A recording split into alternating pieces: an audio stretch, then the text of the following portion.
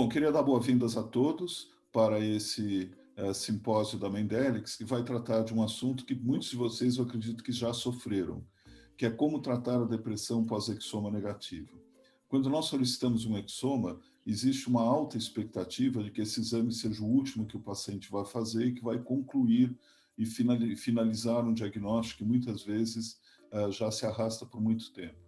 E existem muitas razões para o exoma ser negativo, e é isso que a gente vai tratar.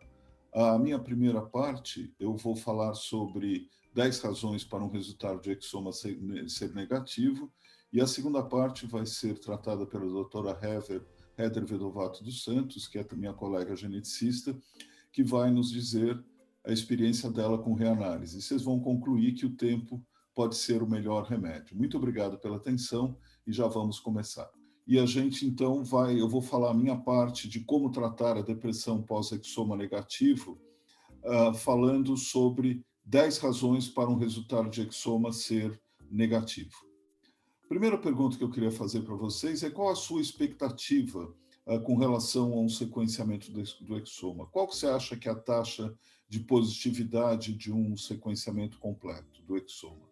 Seria 10%, 30%, 50%, 70% ou mais? Enfim, esses números claramente vão variar e vão depender de qual é a pergunta clínica que você tem. Existem condições que têm uma taxa de positividade bastante baixa.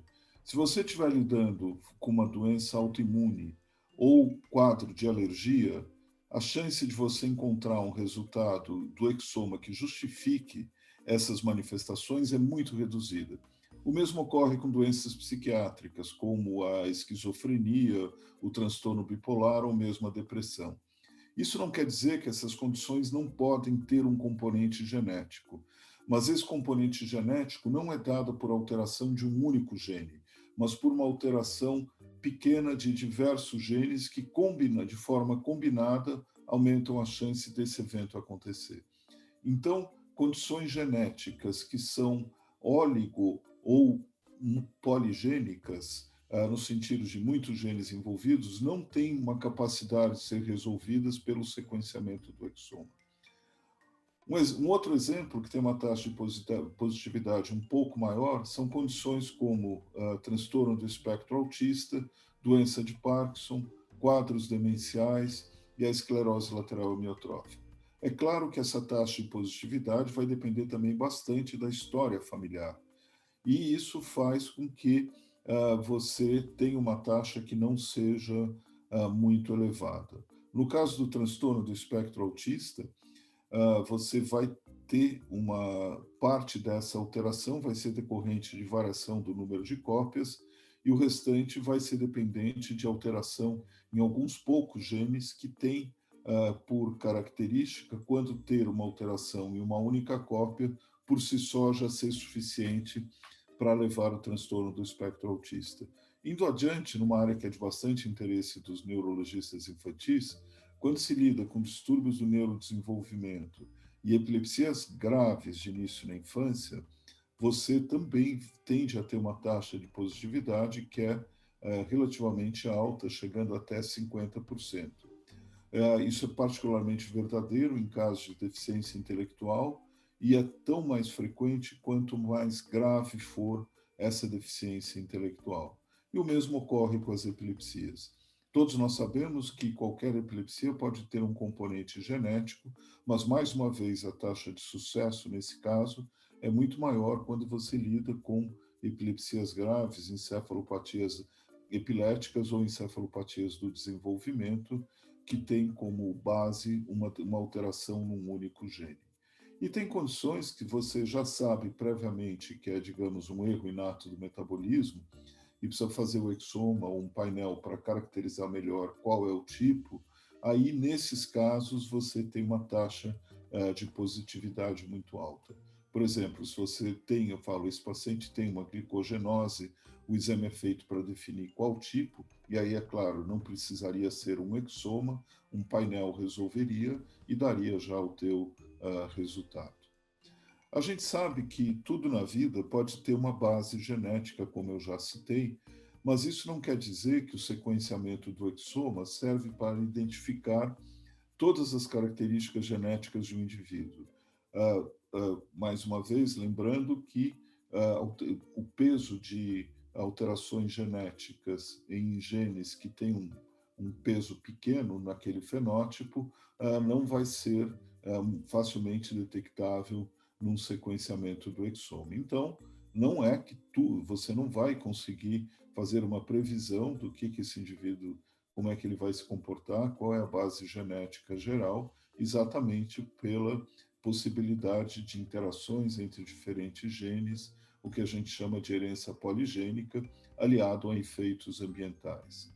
Então, o sequenciamento do exoma, a gente tem que ter claro que ele serve para o diagnóstico de doenças que são raras, que são monogênicas, ou seja, uma única alteração é responsável por aquele quadro clínico e que tenha que ter, evidentemente, uma base genética conhecida. Se ela é rara, monogênica, mas não se sabe qual é a base genética, eu não tenho como o sequenciamento do exoma isoladamente ajudar. E aqui seriam as 10 razões para um sequenciamento do exoma ter um resultado negativo. A primeira e mais óbvia é a doença não ter uma base genética definida. A segunda é ser uma doença que decorre da ação combinada de muitos genes. O terceiro, ser uma doença genética, porém contém um mecanismo mutacional que não é diagnosticável pelo sequenciamento do exoma na forma como ele é feito atualmente. Existe limitação, a gente vai ver que uma delas é as condições são causadas por expansão de repetições de nucleotídeos. O gene pode ter características que tornam muito difícil o seu sequenciamento. Isso ocorre, tem regiões do genoma que a gente chama de ponto cego, exatamente por você ter muita dificuldade em obter sequências de boa qualidade. Você pode ter uma situação que se chama de mosaicismo, ou seja, alguns tecidos têm aquela variante, ela não está presente em outros tecidos, ou você tem apenas em baixo grau, não todas as células do organismo apresentam aquela alteração. Então, é um mosaicismo que pode ser de baixo grau, ele pode estar em todos os tecidos, mas tem uma porcentagem que não é de todas as células apresentarem a alteração. O tipo de variante pode ser difícil de ser reconhecido pelo genotipador. O genotipador é um programa que vai detectar aquela variação, comparar com o genoma de referência, mas particularmente quando você tem deleções, inserções, o que nós chamamos de indel, que são maiores, o genotipador pode não reconhecer e não indicar para você que essa variante existe. Também uma outra razão muito importante é que é possível, sim, investigar variações do número de cópias quando você faz o sequenciamento do exoma, mas nem sempre isso é feito ou nem sempre isso é informado. Sempre que se faz um sequenciamento do exoma, deve sim se buscar se existe uma variação do número de cópias, e isso pode permitir definir muitos diagnósticos. A variante pode estar fora da região codificante dos introns proximais. As chamadas variantes intrônicas profundas ou em regiões reguladoras, que você teria como detectar apenas quando se faz um sequenciamento mais abrangente como o genoma, elas não são detectáveis pelo exoma. O problema dessas variações é que elas são de muito difícil interpretação se já não foram previamente reconhecidas. Uma causa muito importante se tem um exoma negativo é não ter sido enviado ao laboratório informações clínicas adequadas, porque essa etapa depende de informações clínicas. Esse não é um exame que, sem informação clínica, a gente chegue em algum lugar. E a última causa, que vai ser abordado com mais detalhe pela doutora Heather na apresentação que vem a seguir, é ser uma doença genética sem gene conhecido. Então, indo por cada um desses pontos, a doença pode não ter uma base genética conhecida, ela pode parecer genética e não ser.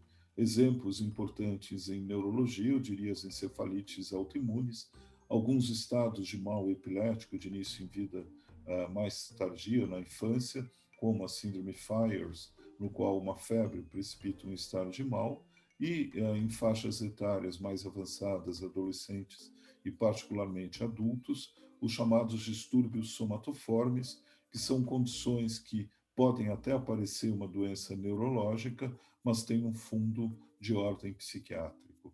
Essa ilustração mostra a clínica do Dr. Charcot, em Salpêtrière, e ele fazendo uma demonstração de um indivíduo que tem, no passado se chamava de uma histeria, hoje em dia o termo empregado é distúrbio somatoforme.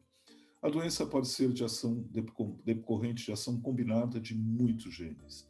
Isso é uma causa importante, já falei anteriormente, o exoma funciona bem quando uma alteração é responsável pelo quadro. Quando é uma combinação de várias, a gente não tem como reconhecer e identificar, e ainda pode ter fatores ambientais que contribuem para o fenótipo. E assim, quando você tem uma contribuição pequena de muitas variantes e muitos genes, o sequenciamento do exoma não vai conseguir reconhecer quais são essas variantes, definir o que se chama o risco poligênico. E tem estudos agora em câncer que procuram fazer uma computação desses valores, mas para outras condições isso não é disponível. Então, se a gente imaginar três modelos, o modelo monogênico, o modelo oligogênico e o modelo poligênico, é evidente que a aplicação do sequenciamento do exoma está naquelas condições que basta alteração num gene, pode ser uma única cópia ou nas duas cópias, que você vai ter uma manifestação clínica. E é claro, e pode haver uma variabilidade na expressão, mas esse é o modelo que você fala, não, aqui o exoma é de muita utilidade. Modelos oligogênicos e poligênicos, você não tem a capacidade de ponderar cada uma dessas contribuições, então ele não ajuda. Isso não quer dizer que não possa ter um componente genético, mas esse componente genético não é detectável pelo exoma. A doença pode ser genética, mas é um mecanismo que você não consegue resolver pelo sequenciamento do exoma. É uma limitação inerente à técnica empregada, então existem testes que vão continuar sendo testes dedicados. Se você está pensando numa doença de Huntington, numa ataxia espinocerebelar, no caso da infância, na síndrome do X frágil ou na ataxia de Friedreich, você vai sim precisar de testes dedicados. Não tem expectativa que o exoma vai resolver. Uma outra condição, que essa é menos conhecida, a síndrome de Ondine ou apneia do sono, que a criança tem logo ao nascimento e necessita ventilação, também é um exemplo de uma doença que é por expansão de repetição. Então, quando você tem repetições grandes, o sistema não é capaz de identificar, porque ele trabalha com sequências curtas, que tem perto de 100 pares de base. Um outro problema é quando o gene tem características que dificultam o seu sequenciamento. Existem genes que têm uma baixa complexidade e uma alta homologia.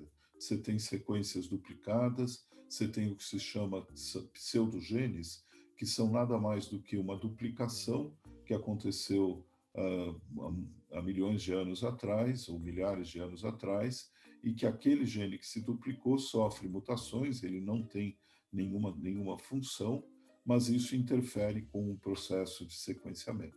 E existem ainda regiões que são muito ricas em CG, que tem 3 pontes de nitrogênio, e que tradicionalmente são de amplificação mais difícil. É mais difícil quebrar a dupla hélice, e essas regiões muito ricas em CG podem ser pontos cegos dentro de um sequenciamento. E alguns exemplos, como talvez o mais conhecido, é o gene SMN1 e o SMN2, que estão ligados à amiotrofia espinal e que são muito próximos. Ele não é um pseudogene, mas o SMN2 tem algumas variações que impedem fazem com que sua expressão seja muito menor do que o SMN1.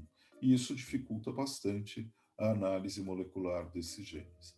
O que é mosaicismo? Mosaicismo é ter duas populações de célula, uma que não tem a alteração genética e a outra que tem. E esse mosaicismo pode ser um mosaicismo localizado, Então, hemimegaencefalia é sim uma condição geneticamente determinada, mas que decorre de uma mutação que afeta apenas uma linhagem de células. Então, você tem um tecido normal convivendo ao lado de um tecido alterado. Então, é um mosaicismo somático localizado. Mesma coisa acontece com a síndrome de Sturge-Weber, que leva ao angioma cutâneo, e a alteração do gene que se observa, o gene GNAS, é no tecido que tem a mutação, ela não está presente em todos os tecidos. Então, isso faz com que, se você faça o teste num tecido como sangue ou suave oral, você pode não encontrar absolutamente nada. Tá? Uma outra razão é que o tipo de variante ser difícil de ser reconhecida pelo o que a gente chama de genotipador, que é um programa de computação que ajuda na interpretação. Ele olha o resultado do sequenciamento, compara com o genoma de referência e aí aponta se existe naquele trecho uma normalidade ou uma anormalidade. E deleções que são grandes e duplicações, chamados indels, elas podem ser descartadas como sendo de qualidade baixa. Isso é um paradoxo, vocês ficam achando que podem achar que uma troca simples de nucleotídeo ser mais difícil de reconhecer, mas isso não é verdade, o sistema pode não reconhecer deleções e duplicações maiores. Isso tem melhorado bastante nos últimos anos, mas essa pode ser uma da razão de, no passado, alguns exames serem negativos, mas mudando o genotipador, mudando o processamento, você pode identificar uma alteração que no passado você perdeu. Variação do número de cópias é uma causa muito importante de doença genética. Então, deleções e duplicações envolvendo trechos de cromossomo, ou mesmo apenas um ou dois exons, podem estar muito ligados a uma série de doenças. E isso não é, você tem condição de avaliar a ocorrência de variação do número de cópias usando o sequenciamento de nova geração. Então, é possível reconhecer deleções e duplicações, e quanto maiores elas são, e quanto mais presentes em região de maior complexidade que não sejam duplicadas, maior a chance de você identificar essas variações e dessa forma chegar a um diagnóstico. Então, é sempre importante que na análise do exoma seja feito conjuntamente a pesquisa das variações do número de cópias. A variante pode estar fora da região codificante e das regiões intraproximal, são aquelas regiões que estão envolvidas com o controle do processamento ou do splicing dos exons, e vocês têm que saber que o foco do exoma não é sequenciar todo o genoma, mas apenas aquela parte onde estão os genes que codificam proteínas, são as chamadas que vão produzir RNA mensageiro. E é uma porção relativamente pequena, menos de 2% do genoma é representado pelos exons. E ele não vai, portanto, capturar sequências de regiões intrônicas profundas, regiões regulatórias, promotoras, etc.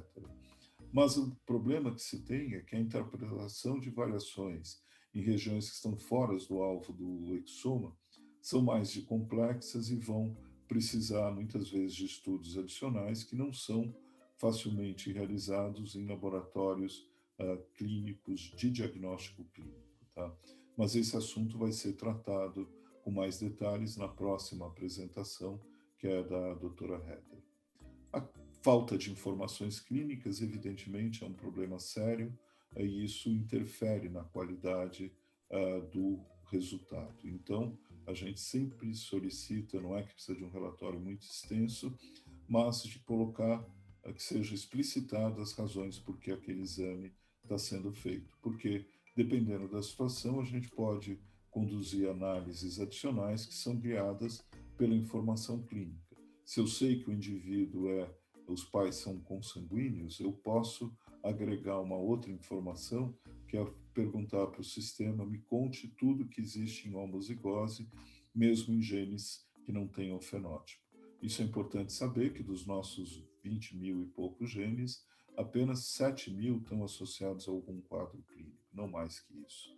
Então, você tem ainda um grande número de genes para o qual não existe um fenótipo, uma clínica associada. Dependendo da situação, pode ser adicionada também análise do DNA mitocondrial. Ele está presente no sequenciamento do exoma, a análise não é automática, mas a gente consegue, havendo uma indicação clínica, olhar a constituição do DNA mitocondrial e isso aumentar o número de diagnósticos. Se você tem uma suspeita muito específica, a gente vai olhar com mais cuidado aquele gene e confirmar, e quase sempre confirma, que aquilo que o sistema de apoio à decisão mostra é real, que não há nada diferente que foi perdido. E também a gente vai ter mais condição de decidir se uma variante que é bastante rara merece se continuar sendo investigada, digamos, solicitando uma genotipagem parental, e isso não seria muito possível se a informação clínica não existir ou foi incompleta. E aí a pergunta que se tem, o que você pode fazer se um exoma é negativo? Como começar a tratar essa depressão? Dê um passo atrás, avalie clinicamente. Veja se existe alguma possibilidade daquelas razões apontadas previamente ser a causa do exoma de ser negativo. Pode ser mosaico, pode ser uma doença por expansão de repetições. Será que é um gene que existem genes que são responsáveis por essa doença que são de difícil análise? Então, tudo isso deve estar presente. Você, então, deve considerar se deve fazer algum teste para uma doença que não é identificável pelo exoma, considerar até se a pessoa não fez o microarray cromossômico, que é o considerado padrão ouro para VCNV, mesmo pode ser uma alternativa, e considerar ainda a realização de exoma de trio, que é uma estratégia interessante para reconhecer doenças genéticas que ainda não foram devidamente mapeadas e diagnosticadas. E o que se busca ao fazer exoma de trio é alterações genéticas que estão presentes no propósito e não foram herdadas, não estão presentes nos pais. As chamadas variantes de novo é uma causa super importante de problemas de início na infância e que, embora genético, você não vai ter, não tem uma baixa herdabilidade porque decorrem de mutações de novo. E sempre tem a questão que todo mundo pergunta, então eu devo, depois de um exoma negativo, fazer o genoma? Isso aqui nós não temos ainda respostas finais, mas no meu entendimento atual, um exoma negativo, a contribuição que um genoma completo pode dar é relativamente reduzida. Eu aposto mais em exomas de trio frente a uma situação onde você tem bastante dúvida do que propriamente no genoma, mas isso também vai ser assunto da próxima apresentação, que é uma causa importante de ser uma doença genética que não tem um gene conhecido quando o exoma foi concluído. E como eu falei, esse é um assunto para a próxima apresentação, que vai ser feita pela doutora Heather Vedovato dos Santos, que é uma geneticista que trabalha conosco e que fez um trabalho de levantamento a respeito do papel da reanálise do exoma. Muito obrigado pela sua atenção. Vamos lá. Bom dia a todos. Nessa segunda parte, então, eu vou falar um pouco sobre a reanálise de exoma. Eu vou explicar a forma como a gente faz a reanálise na Mendelics, que a gente faz de uma forma um pouco diferenciada, e depois discutir como, de fato, o tempo pode ser a melhor resposta depois de um exoma negativo, e como, no contexto clínico, a reanálise ainda é um excelente curso de ação. Em termos da metodologia ou da forma como a gente faz a reanálise na Mendelics, primeiro a gente faz uma busca ativa na literatura médica por novas associações gene-doença ou expansões fenotípicas de genes que já são associados a fenótipos conhecidos.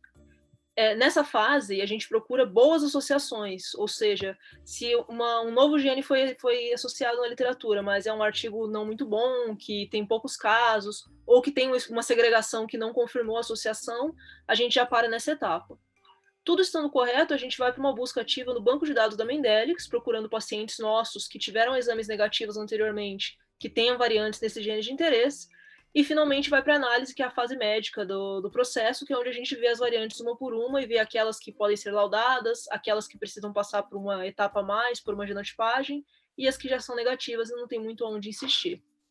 Em relação aos resultados que nós obtivemos com esse método, nós analisamos 315 pacientes ao todo e conseguimos um rendimento de 20% de casos com diagnóstico fechado, isso é, com variantes patogênicas e provavelmente patogênicas. Entretanto, nós emitimos 71 laudos, né, incluindo um pouquinho a mais aqui, que é de variantes de significado incerto que foram laudadas, e eu vou explicar um pouco mais para frente em quais circunstâncias a gente laudou variantes de significado incerto em reanálise. 244 casos foram casos negativos, e a principal razão para um caso negativo é o fenótipo da variante não ser compatível com o do paciente, ou com aquilo que a gente tinha disponível do paciente, ou a gente ter genotipado a variante e ela ser herdada em caso de doenças graves de penetrância alta na infância. Por causa do método que a gente usa, a gente analisa, às vezes, o mesmo paciente mais de uma vez, porque a gente filtra por genes de interesse, não por pacientes. Então, a gente fez, ao todo, 341 análises para esses 315 pacientes. 24 pacientes foram analisados 2 vezes, porque foi pescado 2 genes diferentes para eles, e 2 pacientes foram analisados 3 vezes cada um. Em relação às variantes reportadas, nós reportamos 37 variantes patogênicas, 32 variantes provavelmente patogênicas e 8 variantes de significado incerto. As variantes de significado incerto reportadas foram apenas aquelas que o fenótipo era extremamente compatível, a gente tinha relativa confiança de que era aquilo que estava sendo responsável pelo quadro do paciente, e a variante não tinha como subir a classificação pelos critérios do Colégio Americano de Genética Médica. Por exemplo, quando ela estava em homozigose, não tem muito que a gente possa fazer no contexto clínico para subir a classificação, nós reportamos 3 casos assim. Quando elas estavam em heterozigose com uma provavelmente patogênica, também reportamos 3 casos assim. A gente até confirmou, quando foi possível, que estava em heterozigose composta, mas pelas características do sistema de classificação que a gente usa hoje, não tinha como elas subirem de variante de significado incerto, apesar da segregação. E em um caso, havia 2 VUs em heterozigose, a gente pressupõe que estavam em heterozigose uma com a outra, porque a doença é recessiva e o fenótipo era compatível, mas não conseguimos fazer a segregação porque não tinha material dos pais disponível, mesmo depois do contato a gente não conseguiu o material. Ao todo, nós conseguimos fazer estudo de segregação em 60% dos casos. Dos 40% que ficaram sem segregação, foram porque eram variantes que estavam em homozigose e não ia adiantar, ou porque eram variantes que já eram sabidamente patogênicas e também não ia mudar a classificação, ou porque a gente não conseguiu o material dos pais, mesmo depois de tentar o contato. É difícil porque esses casos várias vezes são antigos. Às vezes o caso foi visto anos atrás e o gene saiu agora, então o contato é difícil, mesmo conseguindo o contato, às vezes o transporte do material é difícil, enfim, é uma limitação que acontece. Das variantes que nós segregamos, nós encontramos 36 variantes, eram 53 casos de doenças autossômicas dominantes, e desses, 36 variantes eram variantes de novo. Além disso, os 3 casos que eram de doença ligada ao X, também as 3 variantes foram de novo, e 8 das variantes que nós encontramos eram herdadas, a maioria em doenças recessivas e heterozigose composta, e um caso nós reportamos uma variante que era herdada do pai, porque era um fenótipo de penetrância incompleta, era um caso bem especial, era uma variante patogênica. Em relação, então, aos fenótipos, assim, dos 71 casos que nós laudamos, havia 60 genes envolvidos. Desses 60, 55 estavam relacionados a atraso do desenvolvimento neuropsicomotor e ou deficiência intelectual, e 47 genes estavam associados à epilepsia, o que ressalta a importância dos fenótipos neurológicos e como fenótipos que têm alta taxa de positividade numa reanálise após o exoma negativo. Então, dos 55 dos 60 genes que nós analisamos eram associados a atraso de partida. 2, que correspondendo a 3% dos casos, não estavam associados a atraso de partida, mas a regressão neurológica, um deles após os 3 anos e o outro após o início das convulsões, mas com desenvolvimento inicial normal. E só 3 genes não estavam habitualmente associados a atraso do desenvolvimento. Era um gene de displasia esquelética, que poderia ter atraso em alguns casos, mas em raros casos não era o quadro típico, um gene de epilepsia focal e uma miopatia transitória. Dos casos de atraso do desenvolvimento de partida, a grande maioria eram de casos sindrômicos. Só 6 genes dos que estavam associados a DI não eram casos sindrômicos, isso é, casos que tinham manifestações fora do sistema nervoso central. Dos casos sindrômicos, a principal associação era com dismorfismo facial. 39 genes dos genes de DI estavam associados também a dismorfismos faciais. Em relação à epilepsia, 47 dos genes que nós achamos, 78% estavam associados à epilepsia ou convulsões, e só 22% não tinham epilepsia de nenhuma forma.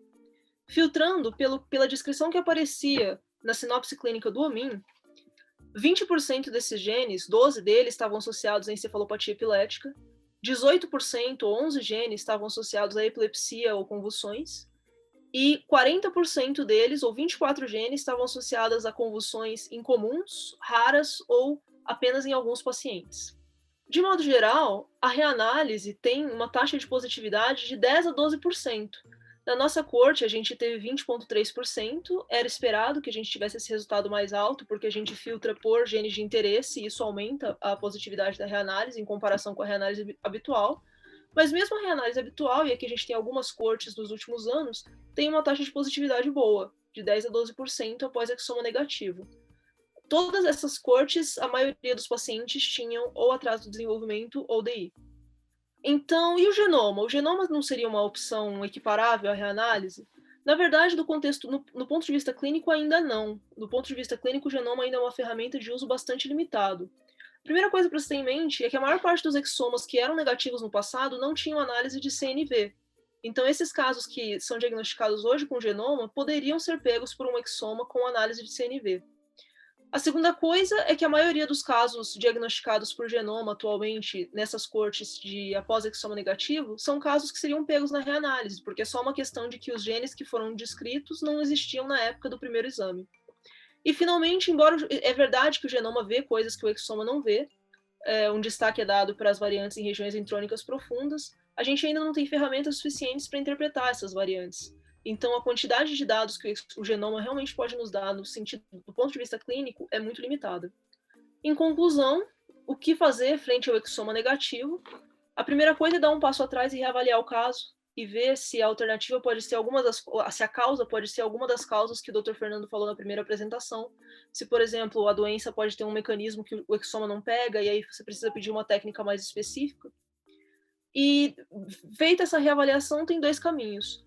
Do ponto de vista da pesquisa, existem outras técnicas que a gente pode empregar com o objetivo de descobrir novas associações gene-doença. Destaco o exoma de trio, que tem bastante utilidade na pesquisa atualmente. Mas, do ponto de vista clínico, a melhor resposta pode ser realmente o tempo. O tempo é o fator de principal sucesso da reanálise. A última análise foi feita de 2004 até 2011 por um pesquisador de Stanford, de que cerca de 250 novas associações de gene-doenças são acrescentadas na literatura por ano. Na época, o HOMIN tinha cerca de 4.570 associações de gene-doença, isso em 2015. Hoje a gente tem 4.347 genes associados à doença, sendo 5.695 fenótipos monogênicos no HOMIN. Então, isso facilita a positividade da reanálise. Por isso, a reanálise permanece como um excelente curso de ação após o exoma negativo. Enfim, é isso. Muito obrigada. Bom, pessoal, muito obrigado pela atenção. Eu acho que esse é um assunto muito interessante. A gente procurou dar para vocês uma ideia bem clara de quais são as limitações, do que pode ser feito para melhorar o sequenciamento do exoma. Eu gostaria de lembrar a vocês que nós temos um time bastante grande de médicos que está à disposição para tirar dúvidas, para auxiliar na decisão de qual o melhor exame. E esse time é composto tanto por geneticistas quanto por neurologistas infantis. Nós temos dois grandes grupos, um que trabalha focado em doenças raras, outro que é focado em câncer. Então, um grupo de oncogenética que é liderado pelo Dr. Danilo Viana. No grupo de raras, a pessoa que está na liderança é a Fabíola Monteiro, que junto comigo trabalha bastante nessa área de doenças raras, e nós temos um time extraordinário que está pulverizado pelo Brasil. Mesmo antes da pandemia, a gente tinha pessoas trabalhando remotamente, como a doutora Larissa Taide, Costa, que está em Aracaju, em Maceió, e temos ainda a Luciana, que está em Aracaju, a Bibiana Oliveira em Porto Alegre, a Gabriela Scheibler em Salvador e o Rodrigo em Belo Horizonte. Todos trabalhando com a gente, todos trabalhando de uma forma remota. E temos ainda o pessoal de apoio, que inclui a Mara, a Carolina Flores e a Juliana Jordão, que são responsáveis pela área de aconselhamento genético.